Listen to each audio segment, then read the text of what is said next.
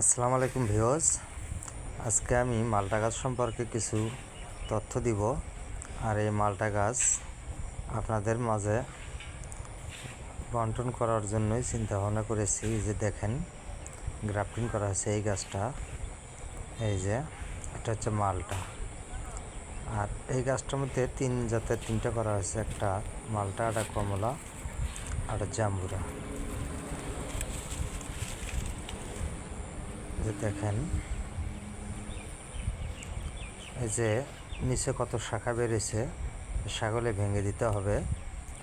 আর উপরে কলমের উপরে যে শাখাগুলো আছে এগুলো হচ্ছে অরিজিনাল গাছ হবে, নিচেরগুলো এগুলো পরগাছার মতো, এগুলো রাখা যাবে না। দেখেন এটা কতগুলো হয়ে গেছে, যেগুলো সব ভেঙে দিতে হবে।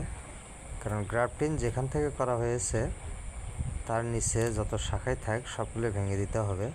ওই যে দেখেন নতুন কুড়ি দেখা যাচ্ছে। হ্যাঁ, যেগুলো দেখেন কত বড় হয়ে গেছে। আমি এর আগে একটি ভিডিও দিয়েছিলাম, বলেছিলাম আগামী বছর অথবা 3 মাস। এটা আমার 1 মাসের মতো হয়ে গেছে গ্রাফটিংয়ের বয়স। এই যে দেখেন ফুল এসে গেছে, এই যে দেখেন কুড়ি এসে গেছে, এই যে মুসুরির দানা মতো হয়ে গেছে। এই যে দেখেন ফুল। ভাই এটা 12 মাসি মালটা, খুব ভালো জাতের মালটা, প্রচুর মিষ্টি এবং প্রচুর রস।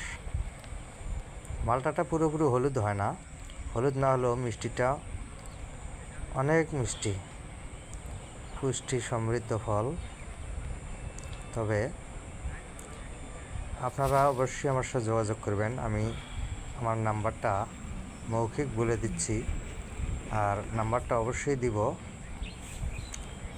01934643223।